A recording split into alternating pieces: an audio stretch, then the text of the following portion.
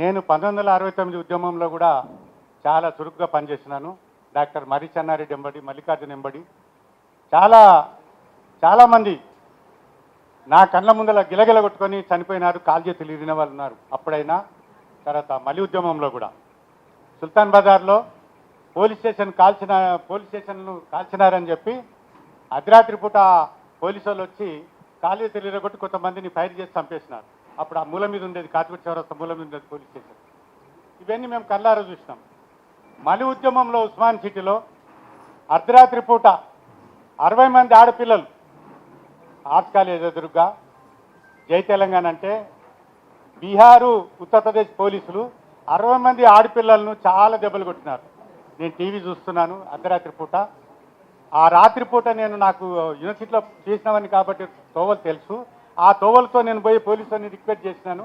అప్పటికి 5-6 మంది పిల్లలకు రక్తం కారుతుంది, అంత దెబ్బలు కొట్టినారు.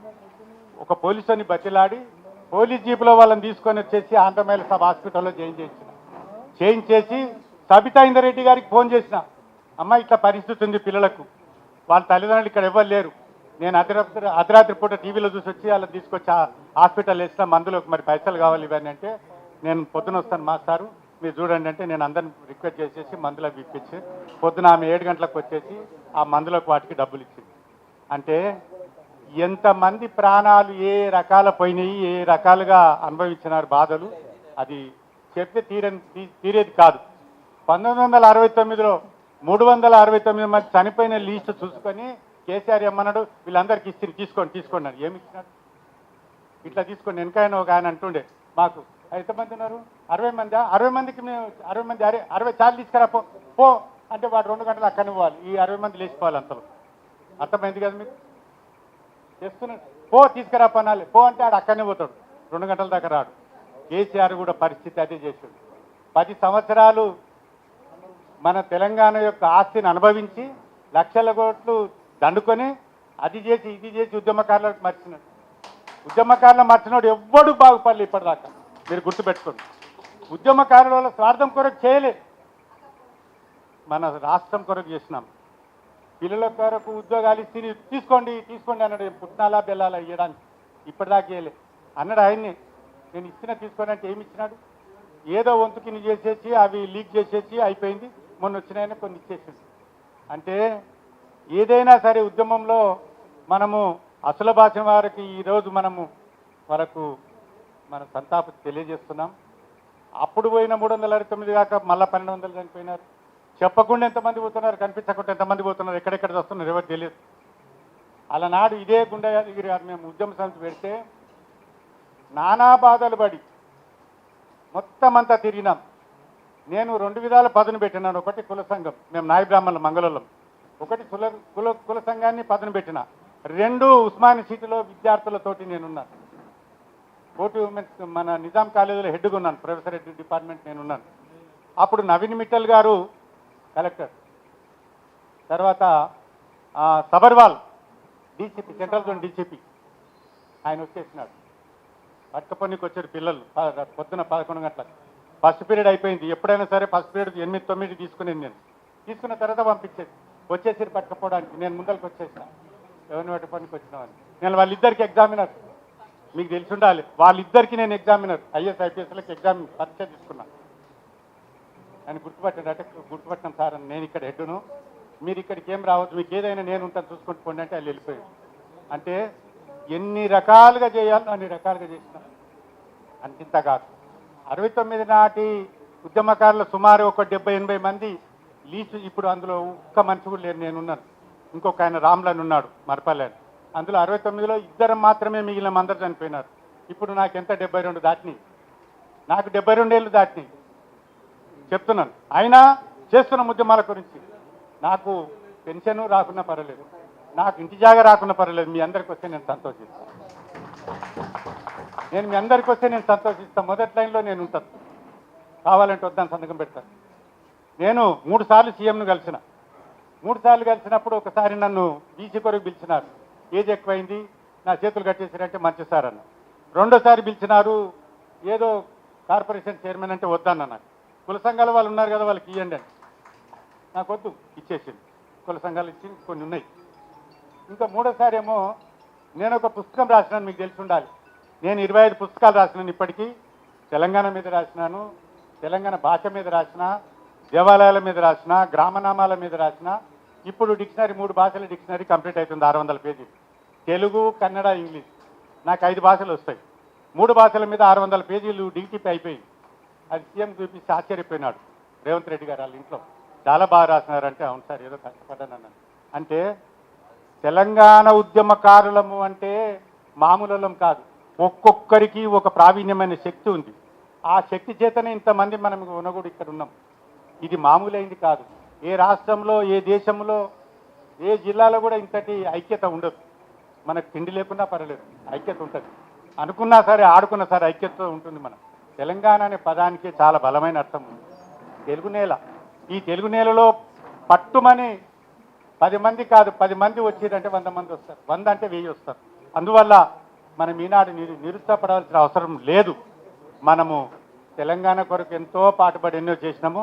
మన గుర్తింపుగా ప్రభుత్వాలు, మరి ఆ పోయిన ప్రభుత్వము ఆ గతంలో పాటు చేసేసిండు. ఇప్పుడు వచ్చిన ప్రభుత్వం ఏదో గుర్తింపు చేసేసి మనకు కమిటీ వేసింది. ఈ కమిటీలో సరే అన్నగారు అన్నట్టుగా మరి ఆయన కేకే ఉంటాడా ఉండడా అనేది వేరు విషయం. ఆయన ఉన్నా ఏమి చేయలేడు, లేకున్నా ఏం చేయలేడు. నాకున్నది చెప్తున్నాను, నాకు ఆయన ఏం చేయలేడు. ఆయన ఉన్నా చేయడు, లేకున్నా చేయడు. ఆయన ఉన్న ఒకటే, లేకున్నా ఒకటే. మీరు వదిలేసేయండి. అందుకని ఇంకా తక్కిన వాళ్ళు ప్రొఫెసర్ కోదండరామ్ గారు, ఆయన నేను ఒక దగ్గరనే పనిచేసినాం. ఆయన 6 నెలలు నాకంటే పెద్దోడు. చెప్తున్నాను, మరి ఆయననైనా ముందరికి రావాలి కదా. ఉద్యమకారుల విషయాన్ని ఆయన చెప్పాలి, సీఎంకు ఒక వార్తను అందించాలి, సందేశాన్ని అందించాలి. మంచిది, వచ్చినవా, బాగున్నావా, సరే ఏం తెచ్చినావు, తీసుకున్నాను, ఇక్కడ పెట్టాలి, మంచిది, అన్ని మంచిదంటే ఇట్లా పేర్చుకుంటూ పోతే పిడికలకు వచ్చానా? పేర్చుకుంటూ పోతే ఎట్లా తీసుకుపోవాలి, సందేశం పోవాలి, అక్కడి గవర్నమెంట్కి అందాలి. నువ్వు గవర్నమెంట్ సందేశం అందించాలి. నేను ఒకసారి అడిగినాను, అన్న అన్ని తీసుకొని దగ్గర పెట్టుకుంటే అన్ని ఇట్లా పేర్చేస్తున్నావు, పేర్చడం కాదు, పోవాలంటే తీసుకుపోతా. మరి ఎన్ని తీసుకుపోయింది ఇప్పటిదాకా చెప్పలేదు. ఉన్నది చెప్తాను నేను.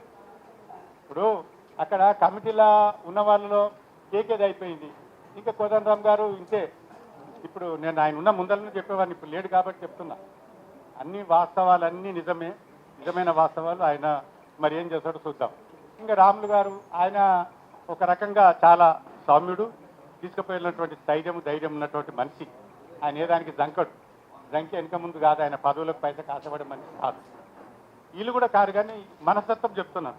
మరి రాములన్న ఏమైనా తీసుకుపోతాడేమో కొంత ఆశ ఉంది నాకు ఆ రాములన్న మీద. ఇంకా తర్వాత ఇంకా ఈ బీసీ మినిస్టర్ వచ్చినవా, ఏం కాదు, సరే దా ఫోటో తీతావద్దా, పో, ఇక్కడ పో, ఇక్కడికి వెళ్ళొస్తే ఇక్కడ పో. ఇక పొద్దుందాక ఇదే పని. కానీ అడిగి ఎందుకు వచ్చినావా అని అడగాలి కదా. అడిగేది లేదు.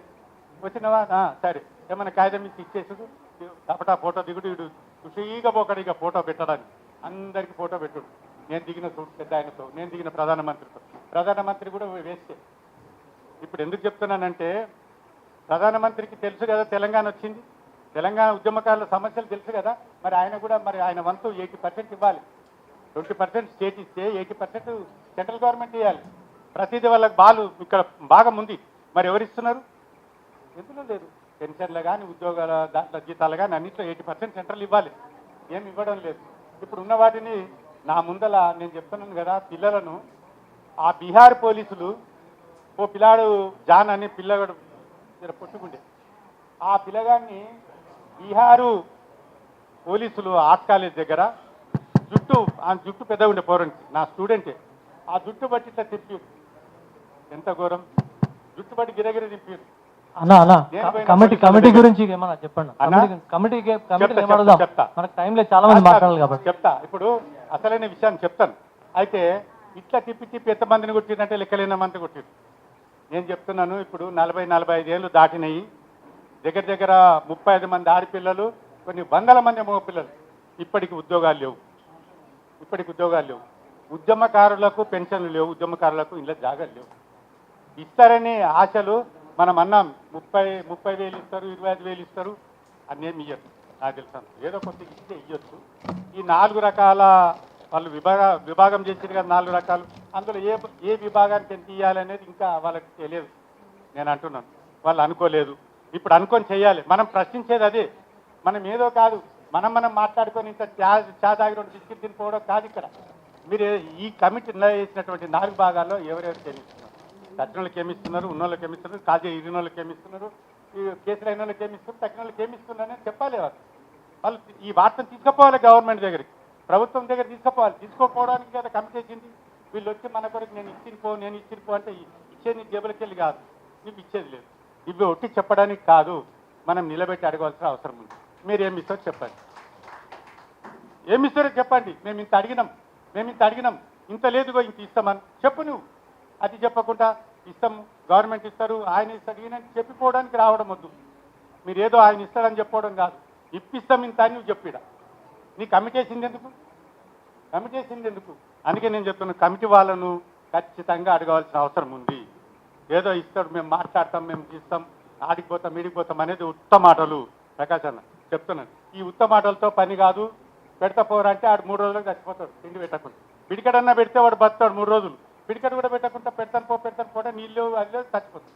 అట్లా వీళ్ళు చేసేటువంటి శూన్యమైనటువంటి శూన్య ప్రసంగాలు, శూన్య వాగ్దానాలు ఇవన్నీ ఇవ్వద్దు. ఇవన్నీ మనకు అవసరం లేదు. కాబట్టి నేను చెప్పేది ఒకటే, మీరు ఏమి ఇస్తున్నారు, ఎంతకు మాట్లాడుతున్నారో మాకు చెప్పండి.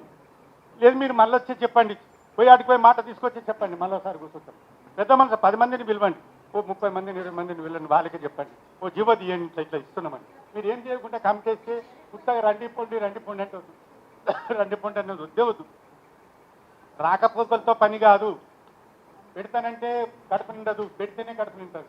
మీరు ఏం పెడుతున్నారో అది చెప్పండి. ఖచ్చితంగా మనం అడగాలి, అడగకుంటే మాత్రం కాదు. ముఖస్తుతి మాటలు కూడా మనకొద్దు. ఆయన నావోడు, ఈయన నావోడు, ఎవడు నావోడు కాదు. అందుకని మనం ఖచ్చితంగా మాట్లాడే అవసరం ఉంది. మీరందరూ ఈ విధంగా పాల్గొని చేస్తారని చెప్పి